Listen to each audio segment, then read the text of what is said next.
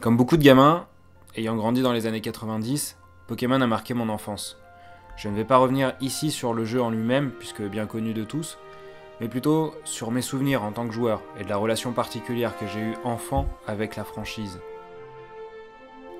Mon premier contact avec l'univers Pokémon, ça a été l'été 1999, quelques semaines avant le lancement en France de l'animé sur la TV française.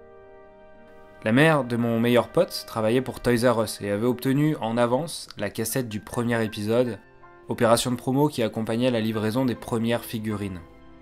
Je suis tout de suite tombé amoureux de l'univers. J'ai dû regarder ce premier épisode une bonne vingtaine de fois, et lorsque Fox Kids sortit enfin au grand public l'animé, j'avais ce sentiment d'instinct de propriété qu'on peut parfois ressentir quand t'as été le premier à avoir découvert un truc qui devient populaire. Je ne manquais pas un seul épisode. J'ai été curieux de découvrir l'ensemble des monstres présents dans Pokémon. J'ai le souvenir d'avoir très vite commencé à collectionner les cartes ainsi que les figurines.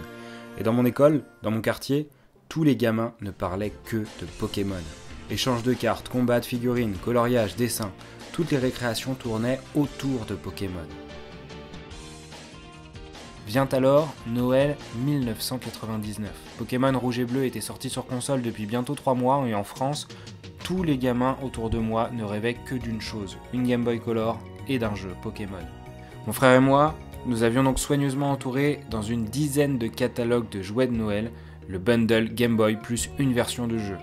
Et écrit probablement 13 lettres différentes au Père Noël lui expliquant pourquoi il était important qu'il n'oublie surtout pas le câble Link parmi les cadeaux. Le réveillon de Noël 99 reste pour moi un des plus beaux souvenirs.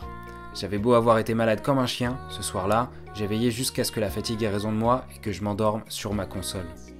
Ce qu'il y avait de génial, c'est que ce 25 décembre, tous les gosses de mon quartier, tous mes amis avaient eu le même cadeau. Tous, nous avions une version de Pokémon Rouge et Bleu, et tous, nous allions pouvoir nous donner des conseils, échanger des Pokémon et les faire s'affronter. J'ai ce souvenir d'avoir passé des après-midi entiers dans le jardin d'un copain, à 10 gamins avec leur Game Boy, à organiser un tournoi.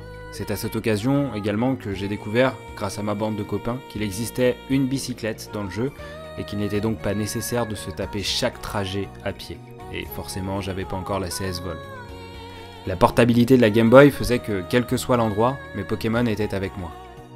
Une après-midi de visite auprès de ma famille se transformait en une occasion de faire des échanges avec de lointains cousins.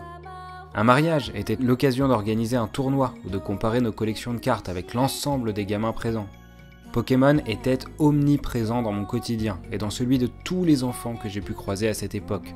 Nous avions forcément ça en commun.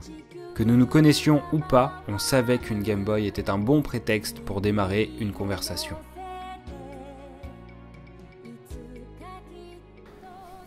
Ma propre mère suivait avec assiduité l'actualité Pokémon. Elle m'aidait à compléter le classeur de dessins dans le cadre du club Pokémon qu'on avait fondé avec des copains de mon quartier. Elle regardait en parallèle les épisodes de l'animé. À la même époque, mon petit frère a eu un accident assez grave. Véritable miraculé et n'ayant gardé aucune séquelle aujourd'hui, il a pourtant été écrasé par une voiture alors qu'il jouait sur le trottoir devant notre maison par une femme ayant fait un mélange d'alcool et d'antidépresseurs. La voiture lui ayant complètement passé sur le corps, dans les premiers jours, nous ne savions pas ce qu'il allait advenir de mon frère. Ma mère m'a expliqué que, pour trouver le sommeil et chasser les terreurs nocturnes liées au traumatisme de la scène, elle tâchait de visualiser un Pikachu dans son esprit. C'était l'unique image joyeuse à laquelle elle arrivait à se rattacher pour s'endormir.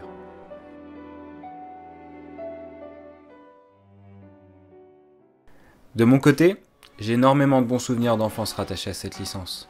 Notamment la journée où nous sommes allés avec mes meilleurs amis d'enfance voir le second film Pokémon et de la distribution de la carte Mew Antique. J'ai également le souvenir de toutes les rumeurs qui circulaient autour de Mew, le camion près du bateau, tu connais les bails. C'était la grande époque des magazines de Solus, avec des codes pas toujours vérifiés avant la publication. Il y a également le jour où j'ai découvert le bug du croupier, Missing No et la ville bug. Le jour où j'ai vaincu la Ligue Pokémon pour la première fois, ce qui m'a semblé être une vraie épreuve du combattant à 7 ans. Le jour où j'ai eu un Pocket Pikachu pour la première fois, renforçant encore l'idée et le sentiment que Pokémon m'accompagnait partout. Je me souviens également de la diffusion des épisodes spéciaux pour le réveillon de Noël 2000. Je me souviens des combats sur Pokémon Stadium avec la mythique voix du doubleur C'est un mauvais choix de Pokémon, on dirait. Je me souviens des rumeurs qui entouraient les nouveaux Pokémon de la version or et argent à paraître, notamment avec le fameux Pikachu Blue. Je me rappelle aussi précisément le jour de la sortie de cette version. Mes parents m'avaient exceptionnellement autorisé à ne pas aller à l'école l'après-midi pour pouvoir y jouer. Fait extrêmement rare puisque ma mère m'y envoyait systématiquement, quand bien même j'avais de la fièvre, et elle se refusait à l'idée que je manque une seule journée de classe. C'est dire l'importance qu'avait Pokémon pour moi à cette époque et ce que ça induisait dans ma famille. Aujourd'hui encore, Pokémon fait partie de mon quotidien. Je n'ai pas manqué une seule sortie de nouvelle génération depuis les débuts. Bien sûr, je ne consomme plus Pokémon de la même manière, mon intérêt pour la stratégie ayant pris le pas sur le reste. Mais Pokémon Go avait ravivé en moi des sentiments et une manière d'apprécier l'univers que je n'avais pas vécu depuis que j'étais enfant. Avec le sentiment de partir à la découverte de nouveaux Pokémon à chaque déplacement que je faisais. Les premières semaines, les rues étaient inondées de joueurs, s'échangeant des conseils ou se disputant les arènes. La récente sortie de Pokémon Let's Go, bien que décevante par sa durée de vie, a été pour moi une belle Madeleine de Proust. Chaque thème musical retravaillé me renvoyait à des souvenirs précis de mon enfance, des moments de ma vie que j'associais à Pokémon et à des moments particuliers de l'aventure. Et c'est une véritable singularité qui caractérise Pokémon et la Pokémania de cette fin de second millénaire. Lorsque je repense à d'autres jeux, je peux me rappeler à quel moment j'y ai joué et pourquoi ils m'ont marqué, puis je passais au suivant. Mais pour Pokémon, c'est toute mon enfance qui en a été marquée et imprégnée. Il n'y a pas qu'une période précise et figée de mon enfance qui y soit associée. Et même aujourd'hui à 26 ans, je n'ai toujours pas le sentiment d'être passé à autre chose.